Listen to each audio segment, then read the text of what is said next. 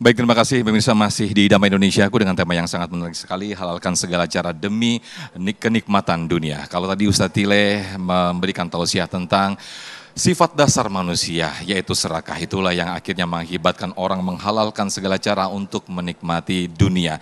Nah, ketahuilah pemirsa bahwa kenikmatan dunia itu adalah kesenangan sesaat. Inilah yang akan disampaikan oleh guru kita, Ustadz Kuwihan, Masya Allah. Ini menarik ya, kalau tadi khas dengan Ustadz Tile Betawinya, kalau ini Kuwihan, Ustadz dengan kayak Cinanya. Padahal Ustadz.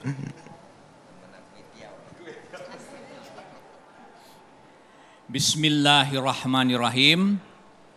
Assalamualaikum warahmatullahi wabarakatuh. Waalaikumsalam warahmatullahi wabarakatuh. Sampurasun. Chung ni men ping an. Yan chen su zhi ini menren. Cukup dijawab dengan ping an. Apa artinya?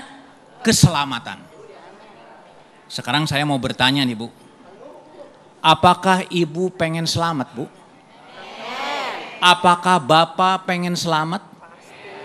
Semua orang kalau ditanya, bahkan orang-orang yang di luar sana, bahkan orang non-muslim pun ketika ditanya oleh kita, apakah ibu dan bapak pengen selamat?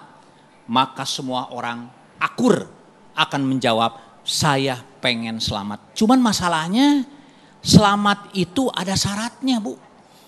Subhanallah. Judul pada hari ini, alhamdulillah sangat ya berkenaan dengan apa yang terjadi pada saat ini, terutama di tengah-tengah bangsa kita. Menghalalkan segala cara untuk mendapatkan kenikmatan dunia.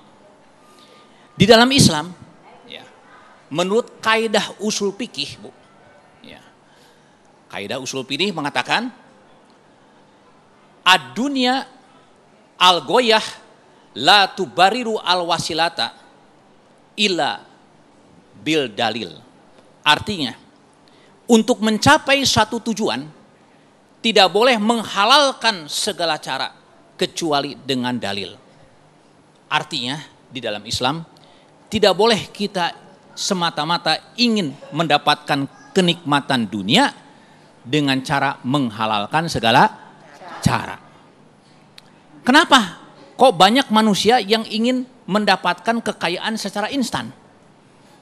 Karena pada dasarnya, sebagaimana yang tadi terangkan oleh Pak Ustadz Tile, bahwa manusia itu adalah Tile ya, Pak Ustadz Tile, yaitu manusia itu memiliki sifat serakah.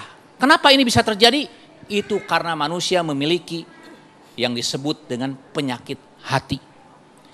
Jadi hubbud dunia atau terlampau mencintai dunia adalah penyakit hati.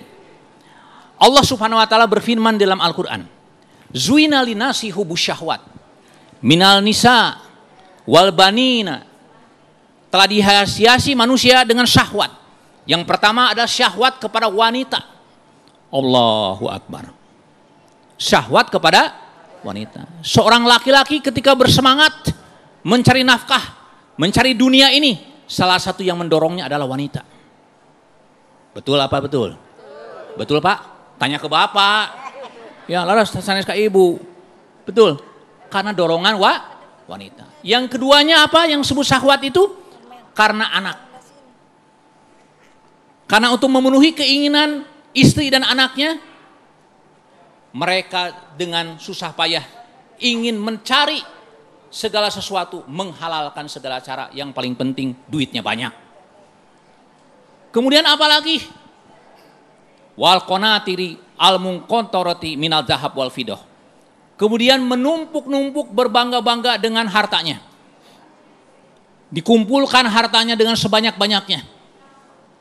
Tanpa dikeluarkan sedikit pun untuk orang lain. Na'udzubillah tuma, na'udzubillah.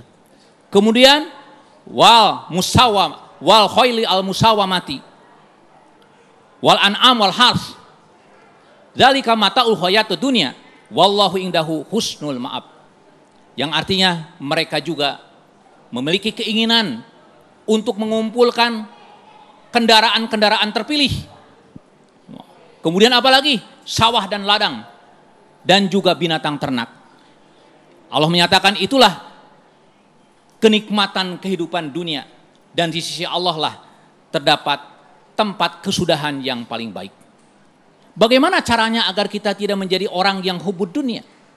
Salah satunya kita harus menjadi orang yang mengenal Allah Subhanahu wa taala.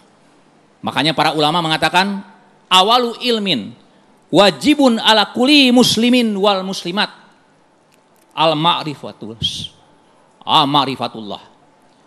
Satu ilmu awal di mana seseorang kewajiban bagi seorang muslim dan muslimah adalah menuntut ilmu, adalah dengan menuntut ilmu ma'rifat, mengenal Allah Subhanahu wa taala. Yang keduanya yang harus kita benahi dalam hidup ini adalah kita harus menyadari bahwa ketika Allah menciptakan dunia ini dengan segala perangkatnya, kita yang namanya manusia berbeda dengan makhluk lainnya. Berbeda dengan malaikat, berbeda juga dengan iblis. Kalau malaikat diciptakan oleh Allah, disetting sedemikian rupa menjadi makhluk yang paling taat. Menjadi makhluk yang taat kepada Allah Subhanahu wa taala. Di dalam sejarah tidak ada malaikat yang durhaka kepada Allah, enggak ada, Bu. Betul, Bu? Enggak ada yang durhaka. Ya, tidak ada ceritanya malaikat berbuat dosa. Malaikat selalu taat kepada Allah Subhanahu wa taala. Karena memang disettingnya seperti itu. Begitu juga iblis. Ketika iblis diciptakan oleh Allah dari api, maka iblis diciptakan oleh Allah untuk durhaka kepada Allah Subhanahu wa taala. Maka dalam sejarahnya tidak ada iblis masuk surga, enggak ada. Tetapi yang namanya manusia kita, Allah menyatakan wa nafsi wa masawaha fahal hamaha fujuroha wa taqwaha qad aflaha mang zakaha wa qad khoba mang dasaha.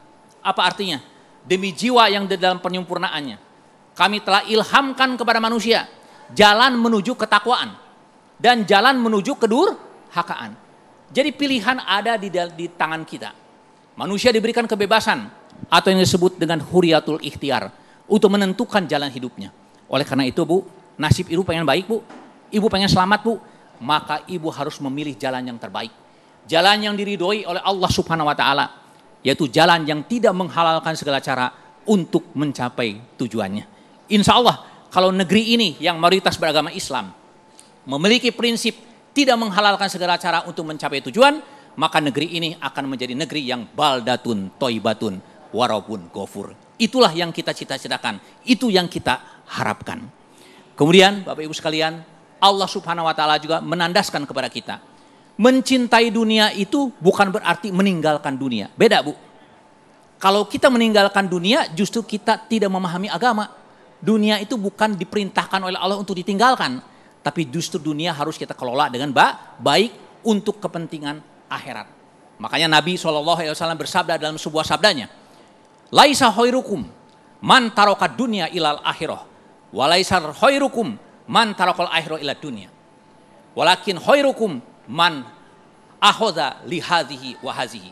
Apa artinya? Bukanlah seseorang di antara kalian yang terbaik yang meninggalkan dunia untuk akhiratnya, dan bukan juga seorang yang baik orang yang meninggalkan akhiratnya untuk dunianya. Tetapi orang yang baik itu adalah mengambil bagiannya di dunia untuk kepentingan akhirat, dan kemudian dia juga mengambil bagian akhiratnya untuk keselamatan akhiratnya. Robbana atina fid dunya hasanah wa fil akhirati hasanah wa qina adzabannar. Jadi artinya kesenangan di dunia yang diperoleh dengan cara yang halal, dengan cara yang baik sesuai dengan perintah Allah dan Rasulnya, dipergunakan sebaik-baiknya untuk kepentingan jalan kemaslahatan dan jalan kebaikan menuju ridho Allah Subhanahu wa taala. Amin. Saya kira begitu apa yang biasa saya sampaikan. Mudah-mudahan tausiah yang singkat ini bisa menjadi salah satu pelajaran buat kita, menjadi nasihat buat kita, bukan saja untuk ibu-ibu dan bapak-bapak sekalian, tetapi juga untuk diri saya pribadi. Mudah-mudahan kita semua menjadi manusia-manusia yang bertakwa, amin, manusia amin, yang bisa memilih dalam hidup ini. Akhirnya kita menjadi manusia yang bernasib baik atau yang disebut dengan hoki. Saya kira begitu.